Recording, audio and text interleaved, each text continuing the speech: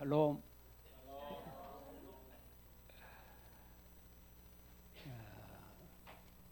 지난 1월 달에 제가 설교를 했는데 혹시 제목 기억하고 계신 분 있어요? 박덕성 권사? 웃으면은 뭐 다 아는 거 물어보느냐 하는 표정이고, 지난주에 목사님 설교 제목 위로가 되네요. 지난주에 예? 이름이 누구지? 최미선. 괜찮지요? 담을 헐자 그래서 담을 허는 사람. 좋은 담을 헐면 안 되지만은 제가 더 헐자는 것은 있어서는 안 될 담이죠. 시기, 질투 이런 것들. 벽돌 몇 장이라도 헐어본 분 손 들어보세요. 최미선 손 들어야지.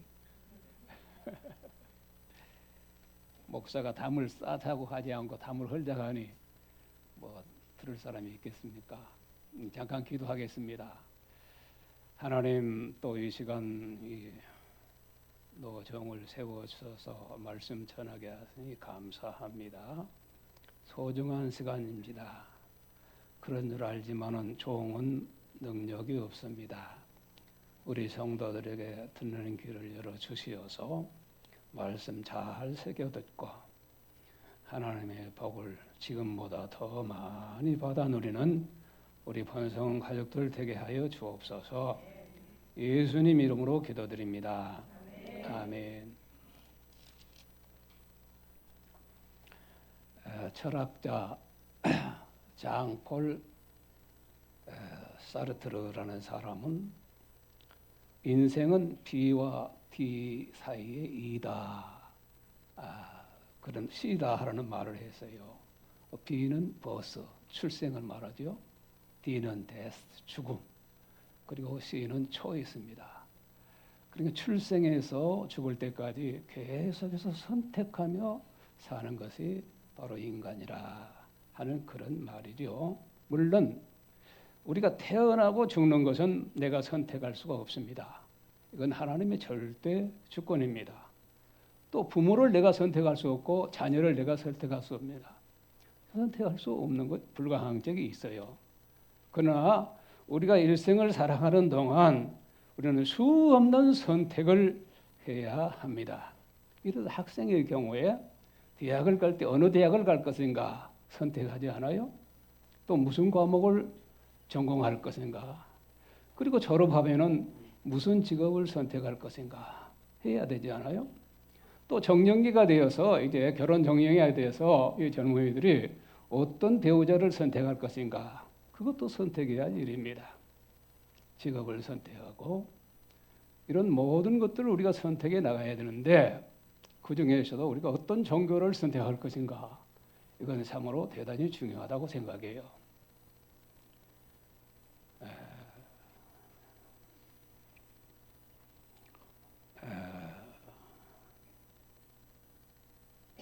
어떤 선택을 하느냐에 따라서 우리 인생이 고귀해지기도 하고 비천해지기도 하는데요.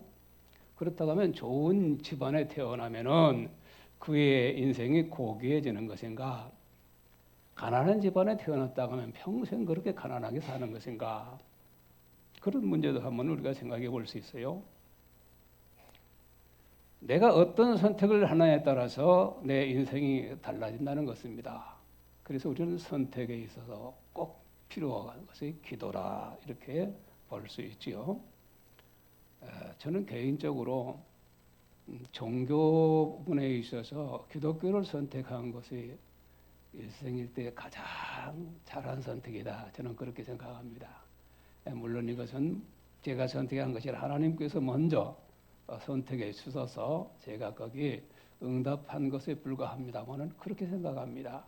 세상에는 여러 종교가 있지 않습니까? 뭐 불교라든지 또 기독교 이름을 쓴 이단들도 얼마나 많아요. 그래 요즘은 아주 무당의 극성을 부리고 있지 않습니까?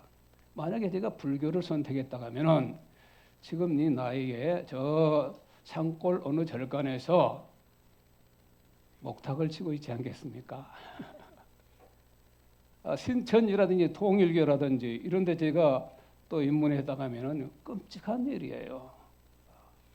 또 제가 무당이 되었다면 어떤 모습이겠습니까? 이상한 옷을 입고 뭐 전결을 흔들면서 사람들의 기름을 알아준다 해서 사기치고 있지 않겠습니까? 내가 부족한 건 많지만은 하나님이 나를 부르셔서 내가 기독교인 됐다는 것이 얼마나 나는 감사한 일인가 그렇게 생각을 하고 삽니다. 예수 그리스도를 우리가 영접하고 그의 가르침을 따르는 사람을 뭐라고 그러죠? 그리스도인 그렇게 말하지 않습니까?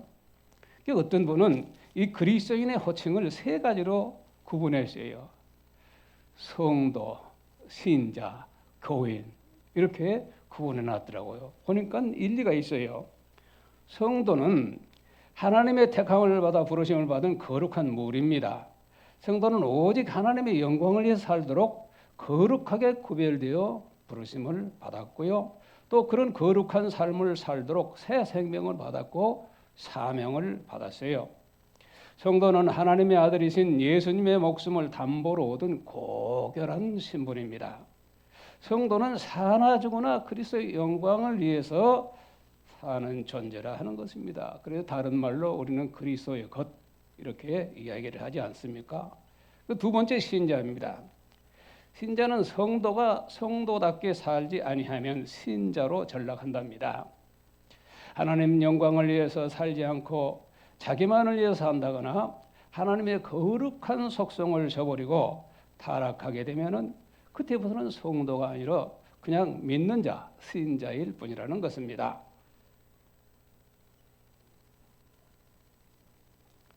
자신의 삶이 무엇인가를 망각하고 오직 자신의 영달을 위해서 신앙까지도 이용하는 자가 되고 마는 것이지요.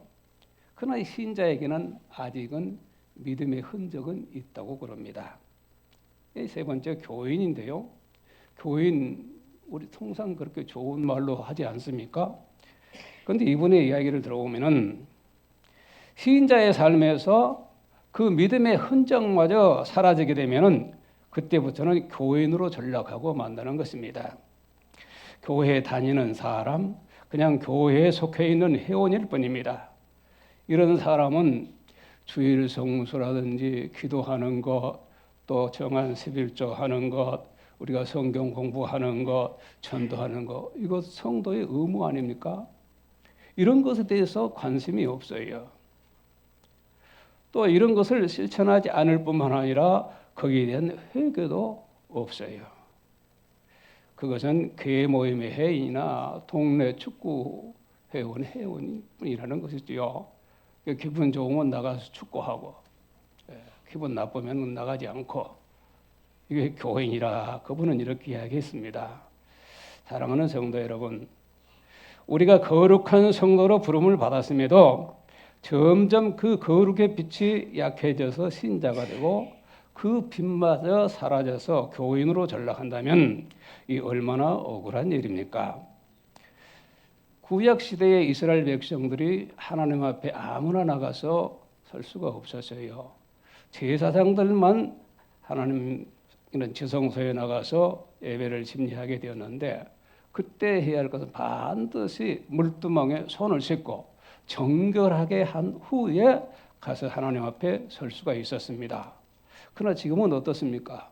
누구나 다 예배당에 나와서 예배를 통해서 하나님을 배울 수가 있습니다. 이것은 하나님의 거룩하심이 퇴색해 버렸거나 아니면은 약해졌기 때문이 아닙니다. 예수 그리스도의 대속은총으로 말미암아서 우리가 깨끗해졌기 때문입니다. 내가 깨끗해졌다고 이렇게 생각하는 사람이 있을지 몰라요. 그것까지도 교만이에요. 우리는 깨끗한 사람들입니다. 성결한 사람들입니다. 최소한도 예수의 보혈로 씻김을 받았다면 그렇다 하는 것입니다. 확신을 갖기 바랍니다. 예. 그래서 우리는 하나님 앞에 나서 예배드리는 것입니다. 예수 그리스도의 대속 은총으로 말미암아 우리가 정결케 되었다는 말씀입니다. 인간은 에덴 동산에서 범죄한 이후로 누구나 죄로 물들었고 더럽혀졌습니다. 만일 그 상태로 하나님 앞에 서게 되면은 구약 시대 법으로라면 당장 죽음을 못했었어요. 하나님께서는 죄 가운데 살다가 죽을 수밖에 없는 우리를 불쌍히 여기시고 독생자 예수 그리스도를 대성물로 보내서 희생시키시고 우리를 거룩한 성도로 삼으신 것입니다. 이런 우리가 이 은혜를 저버리거나 이 거룩함을 상실한다고 하면은 이것이야말로 얼마나 원통하고 안타까우며 하나님 앞에 배은망덕한 처사인가라고 하는 것입니다.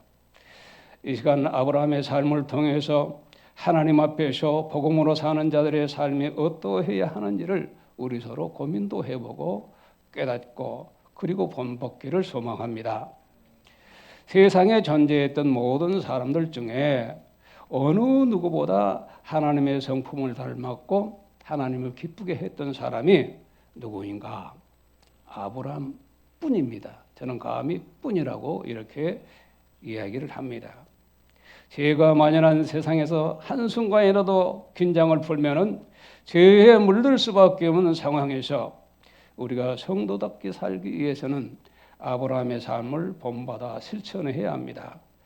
이러한 성도의 본분을 회복하는 은혜가 저와 여러분에게 있기를 소망합니다.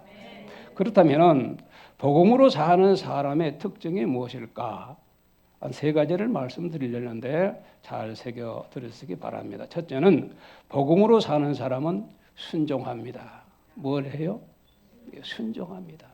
남다른 순종을 하는 사람들이 복음으로 사는 사람들입니다. 오늘 본문 1절을 보면은 하나님께서 아브라함에게 이르시되 너는 너희 고향과 친척과 아버지 집을 떠나 내가 내게 보여줄 땅으로 가라. 이렇게 명령하셨습니다. 아브라함이 부르심을 받을 때가 히브리 성경에는 주전 약 2166년경으로 이렇게 표기가 되고 있습니다. 하나님께서는 너희 고향과 친척과 아버지의 집을 떠나라 이렇게 하셨습니다. 고향과 친척과 아버지의 집은 아브라함이 출생 후에 한 60여 년간 살아오는 동안에 삶의 기반으로서 그의 모든 것을 말하는 것입니다. 하나님은 아브라함에게 거의 불가능한 일에 순종하라 이렇게 명령하신 것입니다. 주일 지키시오. 가능해요? 불가능해요? 그래도 그거 안 하는 사람들이 많잖아요. 거기는 직분자들도 항존 직분자들도 있어요. 모든 것을 버리고 미지의 세계로 떠난다는 것은 매우 무모한 일이기도 합니다. 누구나 이방인을 혐오하는 고대사회에서는 생명의 위협도 따랐습니다. 오직 혈연에 매여 있던 시대인지라 낯선 사람에게 대해서는 아주 배타적이었어요. 그런데도 성경 어디를 읽어봐도 아브라함이 하나님의 명령을 받았을 때에 저는 못합니다. 이건 못해요. 라고 한 곳이 하나도 없더라고요. 아마 제가 성경 좀 수없이 좀 읽었죠. 그래도 그런 부분이 하나도 없어요. 출애굽을 명령받은 모세는요. 나는 입이 뻣뻣해서 말 못해요. 다른 사람을 보내주세요. 그 모세도 그렇게 변명을 했었어요. 그러나 아브라함은 그러지를 않았어요. 아브라함은 하나님 말씀을 믿었습니다. 자신의 기득권을 모두 포기한 채 보이지 않는 미래의 세계를 향해서 마치 보이는 것처럼 그렇게 믿고 과감하게 나감으로써 순종할 수 있었습니다. 사랑하는 여러분, 이와 같은 순종은 불가능을 가능케 하는 것입니다. 그래서 순종은 하기는 어렵다 생각하니까 못하는데 해야 되겠다 생각하면 하면은 수지가 맞는 거예요. 칼빈의 말처럼 신앙이란 눈을 감고 귀를 기울이는 것이다. 그렇습니다. 믿음은 들으면서 난다고 바울 사도가 이야기했어요. 이 듣는다는 것이 얼마나 중요한지 몰라요. 그런데 제가 잘 못 듣거든요. 그래서 지난주인가 차를 타고 오면서 우리 며느리가 아버지 그 보청기라도 어떻게 하셔야 되잖아요. 그러더라고요. 그래서 잘 못 들으니까 좋은 점도 있더라. 누가 나를 흉보아도 내가 못 들으니까 괜찮잖니 그러니까 우리 며느리가 깔깔깔 웃더라고요. 좀 더 심해지면 보청기는 해야 되겠죠. 그러 듣는 것이 얼마나 소중한지 몰라요. 성경에는 모두가 말씀할 때 청정하라, 청정하라, 청정하라. 그 말은 온 것 집중시켜서 하나님 말씀을 들으라 라고 하는 그런 뜻이거든요. 우리 목사님 설교 얼마나 좋아요. 청정해야 될 만한 말씀이다. 그렇게 생각합니다. 아멘이 없네. 그렇습니다. 내 모든 것을 포기하고 하나님의 모든 것을 전적으로 수용하는 것, 이것이 순종입니다. 하나님은 내가 네 뒤에 누가 남든지 남아있든 이거 상관하지 말고 내 말을 믿고 나가라, 그런 거예요. 하나님 말씀은 엉뚱할 때가 있어요. 그래서 우리가 혼란을 느낄 때가 있는데 그럴 때 정신 바짝 차리고 이 하나님 말씀이라고 하면 순종해야 됩니다. 여러분, 기독교 역사는요, 떠남과 분리의 역사라고 저는 그렇게 생각해 봅니다. 성도인 우리 역사에 죄악된 이 세상에서 분리되어 주의 말씀을 따라서 순례자의 길을 가고 있습니다. 이럴 때에 하나님이 동행하셔서 우리 지금까지 가고 있는 것이죠. 하나님은 아브라함에게 내가 내게 보여줄 땅으로 가라 하셨습니다. 여기서 보여줄 땅이라 하는 것은 미래 완료형으로 현재로서는 보이지 않아서 답답합니다. 그러나 미래에는 구체적으로 보일 세계를 가리키는 거예요. 우리가 지향하고 나오는 천국도 마찬가지예요. 눈으로 볼 수 없어요. 여러분, 눈으로 보려고 하는 거 이것 큰 유혹을 받는 거예요. 보려고만 하지 말고 그렇게 신경 쓰는 시간에 들으려고 하고 순종하는 데 열심을 하시기를 바랍니다. 네. 이것이 우리 성도의 바른 자세라고 하는 것입니다. 그 땅은 아브라함으로서는 불확실한 땅이지만은 하나님으로서는 이미 예정해 놓으신 축복의 땅 가나안입니다. 여러분, 하나님께서 우리를 불러 쓰시는 데는 그 이유가 딱 한 가지 있다고 저는 생각하는데요. 그것은 우리를 좋아하셔서, 우리를 좋아하시기 때문에 그냥 부른 거예요. 그리고 함께 하시기를 원해서 우리를 부르시는 겁니다. 할렐루야. 교회 나오는 것도 하나님 나를 좋아하셔서 예배를 만들어 놓고 나오라 하시는구나. 그렇게 생각하면 얼마나 은혜가 돼요. 갈까 말까 이런 일은 우리에게 있을 수가 없는 일이죠. 우리를 당신의 놀라운 계획 안에 동참시키고 싶으셔서 우리를 섬김의 자리로 부르신 것입니다. 아마 이 말은 틀림이 없을 것입니다. 그렇기 때문에 봉사라 한 부르심 앞에 우리의 대답은 늘 한결같아야 됩니다. 내게 능력 주신 자 안에서 내가 모든 것을 할 수 있다. 그러면서 담대하게 순종해야 한다는 것입니다. 그렇습니다. 성도의 본분은 하나님의 부르심에 순종하는 데 있습니다. 주님은 능력 있는 사람을 기뻐하시지 않아요. 순종하는 사람을 기뻐하십니다. 순종은 하나님을 기쁘시게 해드리는 가장 탁월한 덕목임을 여러분 마음에 새기시기 바랍니다. 성경에서 보면요, 대단히 인물도 잘 나고 최고의 권세 있는 사울왕 있지 않습니까? 그 사울왕이 하나님의 법을 어기고 제 마음대로 제사를 드렸어요. 제사는 반드시 제사장이 침례를 해야 되거든요. 이 사울왕이 그걸 월권한 겁니다. 이것을 본 사무엘 선지자가 사무엘상 15장 22절에서 여호와께서 번제와 다른 제사를 그의 목소리 청정함을 좋아하심 같이 좋아하시겠나이까. 순종의 제사보다 나았고 듣는 것이 수대양의 기름보다 나으니라. 그러면서 책망했습니다. 물론 사울도 핑계댈 것은 있어요. 지금 블레셋 군대가 모두 대세를 갖추고 지금 전쟁에 오려고 하는 이 아주 순간이거든요. 그리고 제사장은 지금 아직 도착하지 않고 그러니까 다급한 나머지 자기가 그냥 제사장 역할을 해버린 거예요. 누구를 위해서입니까? 하나님을 위해서 나라와 민족을 위해요. 그러나 그거 아니에요. 하나님 말씀을 거역한 데에서는 참작할 여지가 없는 것이 하나님의 자세라 하는 것을 우리가 알아야 됩니다. 생각해보고 순종하면 안 돼요. 순종하고 생각하면 잘했다. 이런 대답밖에 올 수가 없는 것이죠. 사랑하는 여러분, 우리가 순종하면 하나님께서 우리에게 무엇을 주냐 하면은 그 순종이 어렵지만은 감당할 수 있는 은사를 주시는 거예요. 이전에 못 보던 것을 볼 수 있도록 성령님이 도우시는 거예요. 그래서 다 우리 같이 성정이 갖고 이런 사람들이지만 순종하는 사람들, 이 사람들 보면은 성령이 나를 도우신다. 믿는 자에게는 능력을 주신다. 이것을 믿고 나가는 것을 우리가 볼 수가 있습니다. 지금까지 기독교 역사에 위대한 족적을 남겼던 분들을 살펴보면 하나같이 능력 우선이 아닌 순종 우선이었습니다. 순종 우선에 따라서 능력이 사용되었음을 볼 수가 있습니다. 하나님의 부르심 앞에 얼마나 순종하느냐에 따라서 하나님께서는 맡기시는 사역의 분량을 정해 주시더라 하는 것입니다.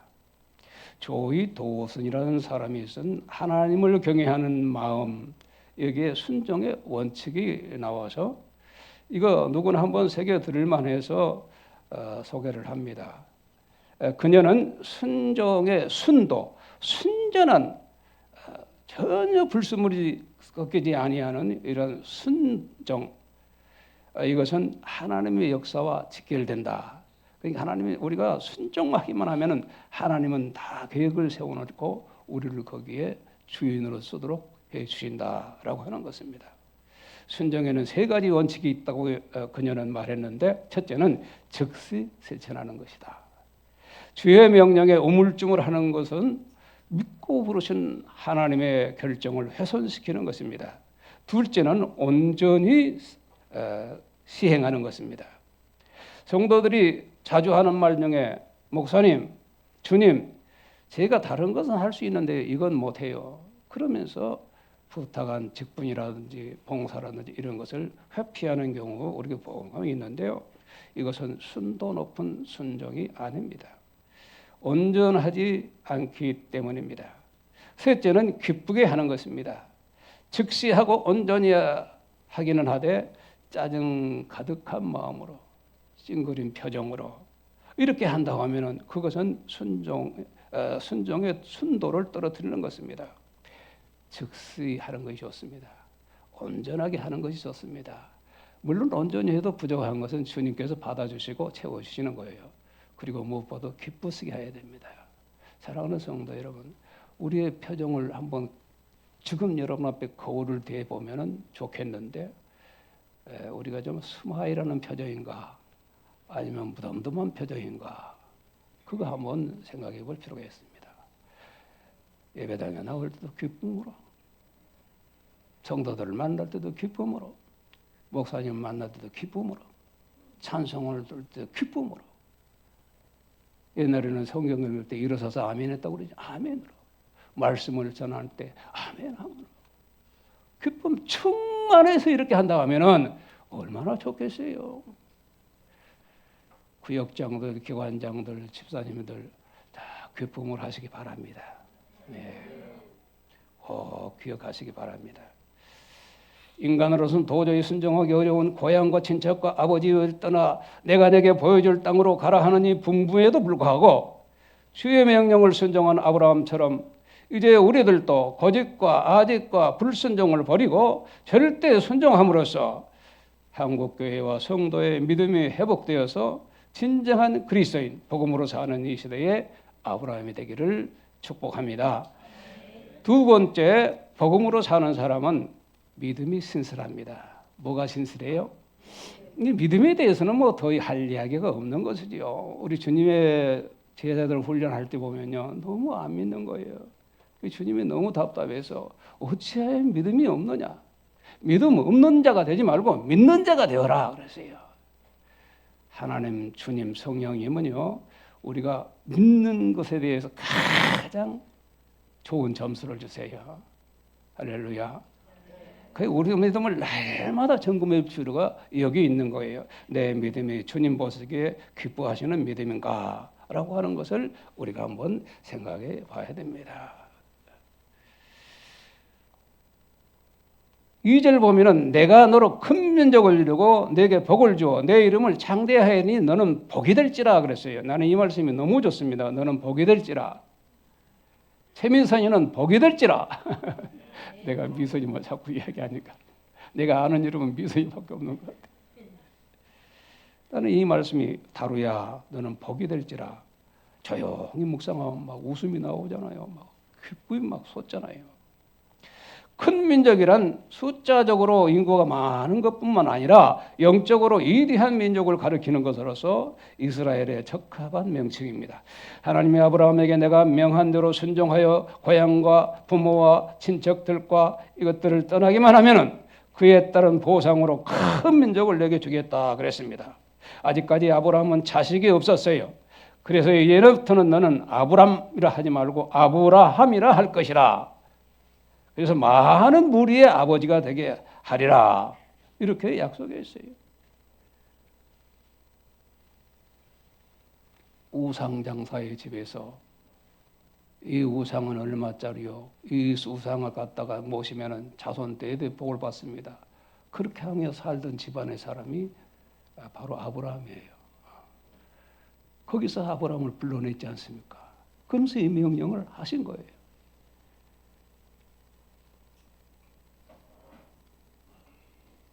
아브라함은 너무 부러운 게 그렇게 엉뚱한 말씀을 하셨는데도 그 말씀을 믿었다는 거예요. 믿었더니 믿는 대로 되었다. 할렐루야. 아브라함이 그 삶을 통해서 이것을 증거하고 있지 않습니까? 하나님은 무의 소유를 창조하시는 전능자이시기에 우리가 순종하기만 하면 인간적인 모든 장애와 제약은 사라지게 되는 것입니다. 하나님은 아브라함의 후손을 창대하겠다고 약속하셨습니다. 하나님은 아브라함에게 많은 무리의 아버지, 선지자, 하나님의 종, 하나님의 벗 이런 등의 호칭을 주셨습니다. 그리스도의 조상이라는 최고의 영예를 얻었습니다. 아브라함 믿는 자들에게 믿음의 조상으로서 귀히 인식되고 있는 것입니다.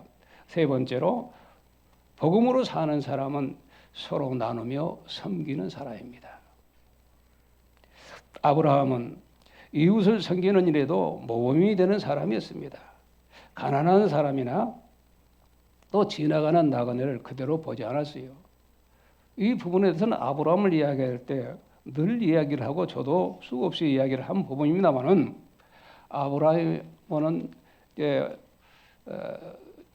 그 바깥에 이렇게 앉아 있는데 그 집 앞으로 낯선 사람이 가는 거예요. 그 다 달려가서 강권에서 모셔왔어요. 막 끌어다시 모셨어요. 그 발을 씻겨주고 송아지를 잡아서 그냥 잔치를 해주면서 먼 길 가시는데 얼마나 피곤하시겠어요. 이거 드시고 힘내서 가시라고 그랬어요. 이 사자들이 가만히 보니까 이 아브라함한테 먹고 나니까 그냥 갈 수 없거든요. 그래서 우리는 하나님의 사자들이다. 소돔 고모라가 너무 지금 제약에 관영해서 불심판하러 간다. 내가 너에게 이걸 알려주지 않을 수가 없구나. 그래서 이 말을 듣는 순간 아브라함은 기겁을 했습니다.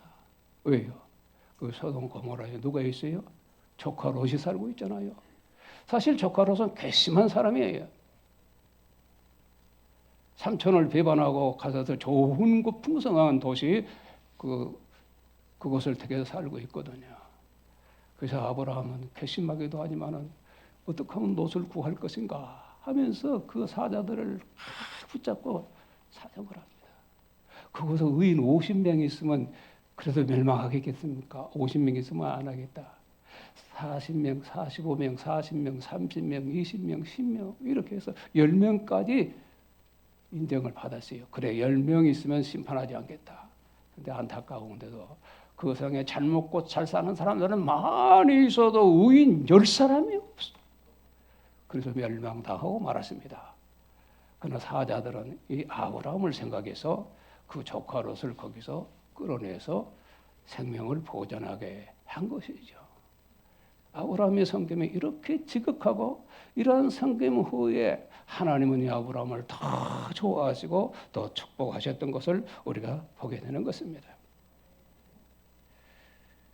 성도인 우리가 정성을 다해서 이것을 섬겨야 할 이유가 여기 있는 것입니다. 본문 3절에 너를 축복하는 자에게는 내가 복을 내리고 너를 저주하는 자에게는 내가 저주하리니 땅의 모든 족속이 너로 말미암아 복을 얻을 것이라 이렇게 말씀하셨습니다. 세상 사람들은요 복음 안에서 서로 나누며 섬기며 사는 이 성도들의 모습을 보고요 자기들 모습하고 다르거든요. 그래서 관심을 갖고 우리도 저렇게 해야 되겠다. 그 운명을 결정하기도 해요. 제가 시골에서 섬길 때에 허동찬이라는 사람은 중학교 교사고 허동재인 사람은 이제 그때 고등학교를 다니는 사람. 두 형제가 서로 만나면은 늘 다투는 게 뭐냐면 지독한 윤리 유교 과정이거든요. 형은 안 된다. 동생은 이것이 바른 길입니다. 근데 그 아버지가 현명하신 분이에요. 그렇게 우졌던 형제가 다투거든요. 그래서 한 번은 가족 회의를 했어요. 가족회. 저는 그때 그 청소년기를 벗어난 청년인데 상당히 믿음을 인정했던지 가서 기도도 인도하고 그랬어요. 이 허동찬 형이나 동진이 형도 나를 상당히 존중했어요. 내가 가면 기도해주고 그러는데 그 아버지가 내가 결정했다. 아무래도 네 동생 동진이가 바른 길을 택한 것 같다. 나도 예수 믿겠다. 이제 이 일로 다투지 말라. 그렇게 해가지고 그 가문이 얼마나 훌륭한 가문이 되었는지 몰라요. 제가 믿지 않는 형제들을 두고 매일 아침 예배 드릴 때 기도하고 또 권면하고 해도 안 먹혀 들어가요. 하나님 이러다가 나 죽은 후에는 어떡합니까? 이런 생각이 들 정도로 안 먹혀 들어가요. 참 예수를 영접하는 것이 얼마나 이렇게 어려운 것인가. 우리는 이렇게 기쁘고 이렇게 쉽고 이렇게 즐거운데 어찌해서 내 형제들은 이러는가 생각하면은 참 고민할 때가 참으로 많이 있습니다. 사랑하는 성도 여러분, 여기에 우리 책임이 있는 것을 우리는 생각해야 됩니다. 성경을 이 말씀을 풀어보면요, 하나님은 의인을 축복하고 그를 사랑하는 자에게는 그 자신도 의인이 되게 해주겠다 했어요. 바꾸고 말하면 우리 성도들이 의인 아닙니까? 누가 뭐라도 우리를 의인이요. 세상 사람들이 우리를 축복하는 거예요. 정말로 바른 길을 갔습니다. 옳은 일을 하십니다. 축복하는 거예요. 더 잘 되기를 바랍니다. 그러면 하나님께서는 그 사람을 축복해 주겠다는 거예요. 이 말을 오해하면 안 돼요. 내가 저주하면 하나님도 저주한다. 그게 아니에요. 내가 축복하면 하나님도 축복한다가 아니라 다른 사람이 너의 삶을 모습을 보고 축복하면은 너를 축복해 주겠다고 하는 거예요. 저주하면 저주하겠다. 우리가 세상을 살 때 함부로 살아서는 안 되는 것은 우리가 성도이기 때문이다 라고 하는 것입니다. 사업을 하시는 분은 들어오는 손님들, 거래처 대하는 분들, 우리가 항상 생각하고 살펴야 할 것은 성도의 입장에서 해야 되는 거예요.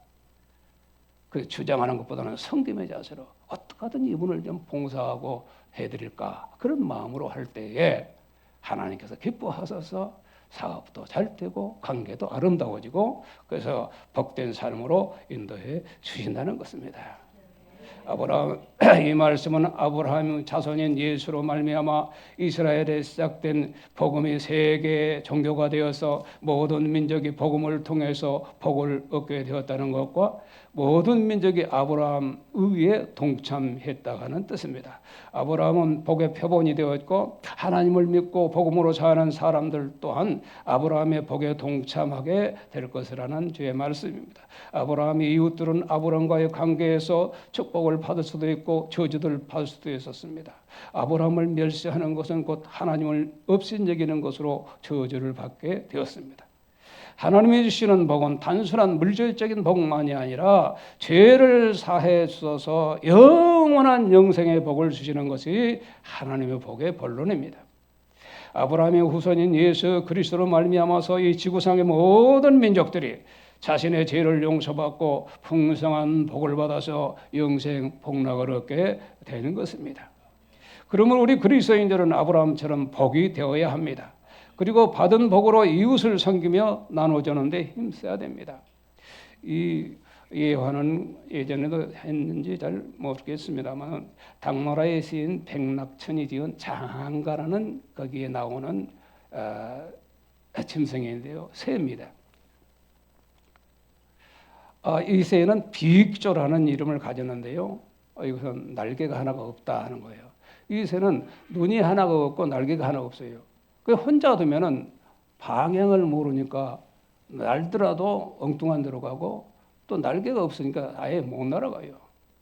이 새 한 마리 한 마리가 각 서로 짝을 이뤄서 이렇게 가면은 양쪽 눈이 생기고 한쪽 팔이 날개가 생기니까 가고 싶은 대로 가더라 하는 것입니다. 이건 뭐냐면은 서로를 위해서 봉사하고 협력하고 그렇게 할 때에 이 한쪽이 온전하게 되어서 날기도 하고 생활도 하는 이런 온전한 삶을 살게 되더라 하는 것입니다. 저는 이 비익조 이야기에서 이 말씀과 접목해서 우리가 정말로 이웃들을 섬기고 이웃의 필요를 내가 채워주려고 하고 이웃의 고통과 아픔을 내가 함께 하려고 하는 이런 마음을 가지고 우리가 산다고 그 사람도 힘을 얻어서 나와 같이 그리스도 안에서 이 복된 삶을 살지 않겠느냐 하는 것입니다. 그런 의미에서 우리 모두가 이 미물의 동물인 비익조에서 전설적인 이름입니다만은 우리가 좀 교훈을 받았으면 좋겠다 하는 것입니다. 교회와 성도는 세상 사람들이 무엇을 원하는지 예리한 통찰력을 가지고 반응하고 응답할 수 있어야 됩니다. 부부간에도 마찬가지입니다. 부자간에도 마찬가지입니다. 이웃간에 성도간에 그래야만 합니다. 그래야만 세상을 섬길 수가 있고 세상을 구원할 수가 있는 것입니다. 이웃에 대한 깊은 배려가 있어야 한다는 말씀입니다. 교회 공동체는 세상에 대해서 이 백낙천의 장한가에 나오는 비익조가 되었으면 좋겠다. 사랑하는 번성 가족 여러분, 남을 행복하게 할 때 나도 행복의 인자스를 마음에 새기시기 바랍니다. 교회와 성도는 세상과 불신자들을 반드시 행복하게 해줘야 됩니다. 저분 말을 듣고 따르다 보니까 이게 정말로 잘 만나는 세상이구나. 이렇게 만들어 줘야 한다는 것입니다. 하나님의 복을 서로 나누면서 섬겨야 됩니다. 푸른 화를 탐으로써 전제하듯이 하나님의 복 또한 서로 섬기고 나누어야지만 진정한 복이 된다는 것입니다.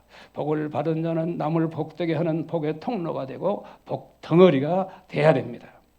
사랑하는 번성 가족 여러분, 신자나 교인이 아닌 성도가 되도록 노력하시기 바랍니다. 아브라함이 하나님을 복을 받고 그 복으로 다른 사람을 복되게 한 것처럼 우리 번성교회 성도 여러분들도 복음으로 사는 사람답게 온전히 순종하기를 부탁드립니다. 복음으로 사는 사람답게 온전한 믿음이 그 신실해서 하나님 기쁘게 하기를 부탁드립니다. 그리고 복음으로 사는 사람답게 성도답게 서로 섬기고 나누기를 지금보다 더 힘쓰는 저와 여러분이 되기를 주님의 이름으로 축복합니다. 내가 너로 큰 민족을 이루고 내게 복을 주고 내 이름을 장대하게 하리니 너는 복이 될지라. 그러가선 이 말씀대로 저희들이 순종하고 저희들이 바로 믿고 저희들이 이웃을 잘 섬겨서 하나님을 기쁘게 하고 세상을 기쁘게 하는 복 덩어리들이 되도록 하나님 인도하여 주옵소서. 예수님 이름으로 기도드립니다. 아멘.